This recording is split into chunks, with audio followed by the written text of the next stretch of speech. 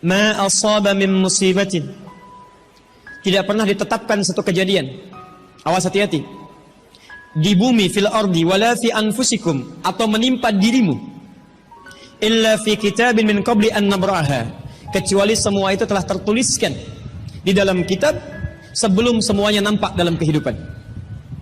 Ayat ini ingin memberikan gambaran bahwa semua kejadian-kejadian yang terjadi di muka bumi ini, termasuk dalam terkait aktivitas kita, termasuk dalam pencarian jodoh kita, semuanya telah tertuliskan, diatur oleh Allah Subhanahu wa taala. Singkatnya, semua ada dalam aturan Allah. Allah telah mengatur si fulan hidup sekian sekian sekian, meninggal sekian sekian sekian, rizkinya sekian, jodohnya akan mendapatkan sekian sekian sekian. Sebagian tidak bisa diikhtiarkan seperti ajal nggak ada ikhtiarnya. Anda tidak bisa ikhtiar untuk bisa menunda atau mempercepat ajal, langsung nggak bisa diintervensi. Sebagian ada yang harus diikhtiarkan, hukumnya sudah ada, cuman kita tidak tahu bagaimana dengan takdir yang telah Allah tetapkan. Maka untuk mendapatinya, maka ikhtiar kita untuk meraihnya. Maka ada sesuatu yang ditempuhnya dengan cara ikhtiar. Tayyib. Di antaranya ini jodoh. Allah telah tetapkan jodoh kita, diatur oleh Allah. Ini yang terbaik untuk kehidupan kamu. Tapi Allah merahasiakan kepada kita siapa jodoh yang dimaksudkan. Maka kita berikhtiar, yang dengan ikhtiar itu ada pahala didapatkan. Saya ulang, ada pahala didapatkan, ada kenikmatan dalam mencarinya. Bayangkan kalau kemudian nikah aja tiba-tiba tanpa ada pencarian. Antum gak akan pernah merasakan bagaimana nikmatnya ta'aruf, bagaimana nikmatnya mengenal, bagaimana mencari, bagaimana pahala bersabar, bagaimana nikmatnya berdoa, bagaimana istikharah dalam menentukan jodoh kita. Itu semua menghasilkan pahala dalam kehidupan kita. Maka yang pertama, lihat ketentuan Allah yang pertama, apapun ikhtiar yang telah Anda tempuh, maka semua ikhtiar ini tetap tidak akan keluar dari aturan Allah Subhanahu wa taala.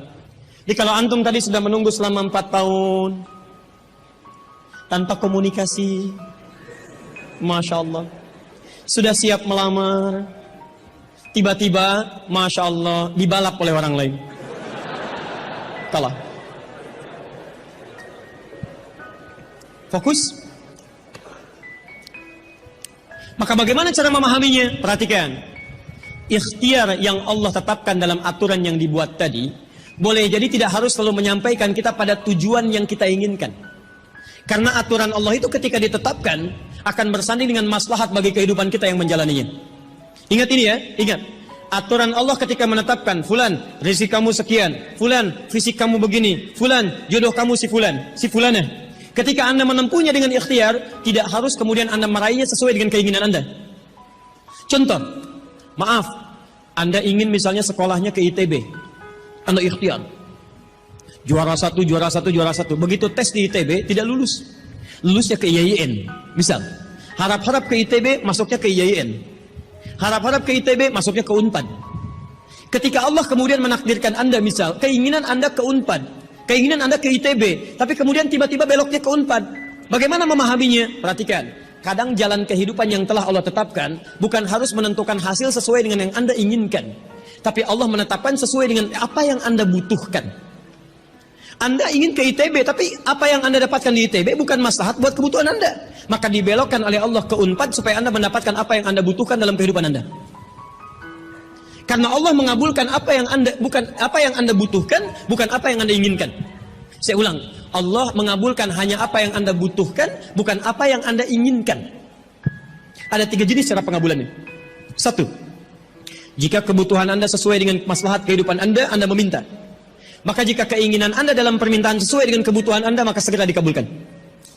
2, ada yang ketika Anda memohon, Anda belum sanggup untuk mendapatinya. Nanti ketika Anda mulai sanggup, disitulah kemudian Allah berikan. Antum punya anak 5 tahun. Antum kaya, punya banyak uang, kemudian anak itu minta dibelikan motor. Dibelikan nggak? Uangnya ada, motornya siap dibeli. Anak baru 5 tahun, minta dibelikan motor, dibelikan nggak? Kenapa? Karena dia belum sanggup menggunakannya. Tapi Anda sampaikan, nah, papa punya uang, papa siapkan ya. Nanti ketika sanggup baru saya berikan. Demikian ketika Anda meminta kepada Allah Subhanahu wa taala dan memohon. Maaf, Anda mohon, belum dikabulkan juga. Boleh jadi bukan Allah belum mengabulkan, tapi Anda belum siap untuk menerimanya. Contoh, Nabi Muhammad SAW berdoa kepada Allah supaya kiblat dipindahkan dari Masjid Al-Aqsa ke Masjidil Haram. Kapan berdoanya? Sejak di Mekah. Kapan dikabulkan? Saat ke Madinah. Kurang lebih 3 tahun baru dikabulkan. Quran surah kedua Al-Baqarah ayat 144, paling kiri sebelah bawah. Qad nara taqalluba wajhika fis sama' falanuwalliyannaka qiblatan taradaha fawalli wajhaka syatral masjidil haram. Muhammad, kami perhatikan engkau senantiasa menengadahkan wajahmu ke langit memohon, meminta. Lihat, maka mulai hari ini kami kabulkan doamu. Mulai palingkan kiblatnya dari Masjidil Aqsa ke arah Al-Masjidil Haram. Berapa lama Nabi berdoa? 3 tahun. Nabi Muhammad SAW berdoa 3 tahun baru dikabulkan oleh Allah. Kenapa baru dikabulkan? Karena pengalihan kiblat baru sesuai dengan kebutuhan umat Islam pada saat itu setelah 3 tahun.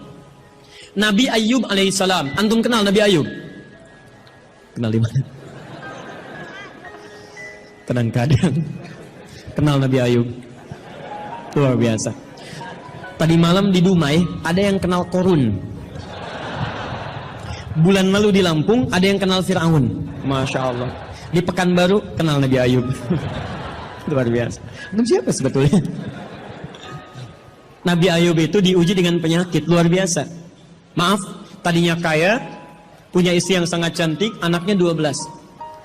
Hari yang bersamaan, hari pertama, maaf, diuji dengan harta semua habis. 1 hari. Hari kedua, anak semua meninggal. Hari ketiga, diuji dengan penyakit. Yang penyakitnya tidak akan pernah dialami orang setelahnya. Tidak juga dialami orang sebelumnya. Berapa diuji? 20 tahun. Beliau diuji 20 tahun. Apakah mengeluh? Tidak. Kata istrinya, kalau bahasa kita, papa kan Nabi. Angkat tangan papa, mohon kepada Allah. Mintakan sembuh aja, sembuh. Apa jawab Ayub? Berapa lama kita sehat dan senang? Kata istrinya, Masya Allah, 20 tahun. Berapa lama kita diuji begini? 7 tahun. Kata Ayub, nanti saja. Kalau usia ujian sakit sama dengan ujian sehat, sama-sama 20 tahun, baru saya memohon kepada Allah Subhanahu wa Ta'ala. Anda bisa bayangkan, Nabi Ayub, Nabi, Rasul, dekat dengan Allah, jaminannya surga, surga tingkat tinggi, diberikan ujian 20 tahun, beliau bersabar dan tetap ibadah. Antum, Masya Allah, mahasiswa, baru semester 5. Bukan Nabi, bukan Rasul, surga belum jelas, amalan masih berantakan, hisab masih menegangkan, surga belum ada jaminan, baru 4 tahun.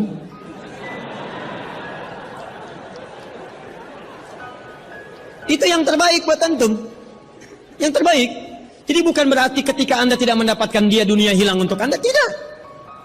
Banyak boleh jadi itu hanya titian ajaran dari Allah supaya Anda merasakan bagaimana nikmatnya ta'aruf.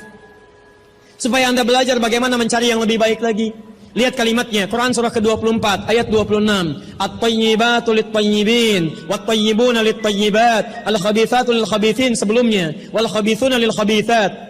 Yang baik akan ketemu yang baik lagi, yang kurang baik bertemu dengan yang kurang baik lagi. Menurut Anda, dia yang terbaik untuk Anda. Menurut Allah, dia bukan yang terbaik untuk Anda. Yang untuk Anda, ada yang lebih baik lagi.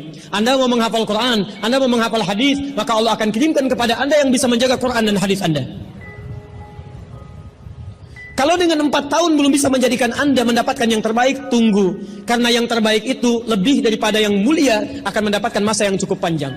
Al-Bukhari menulis hadis 16 tahun, kitabnya abadi. Orang menulis kitab 16 hari belum tentu abadi. Jadi ketika Anda diminta menunggu dalam masa yang cukup lama, sebetulnya bukan masanya yang ditunggu, tapi di balik penungguan itu bukankah di situ ada pahala? Tadi Anda katakan Anda rajin berdoa, bukankah di doa itu ada pahalanya?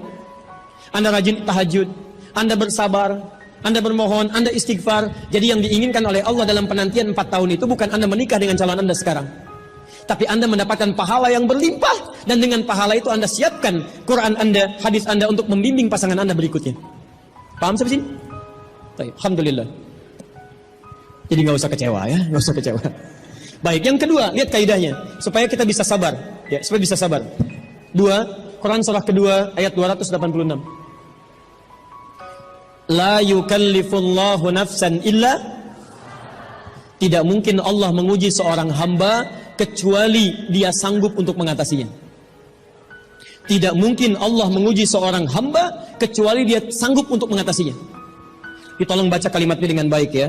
Kalau Anda sedang punya masalah, seberat apapun itu, yakinkan kata Al-Quran, tidak mungkin masalah ini diujikan kepada Anda kecuali Anda sanggup.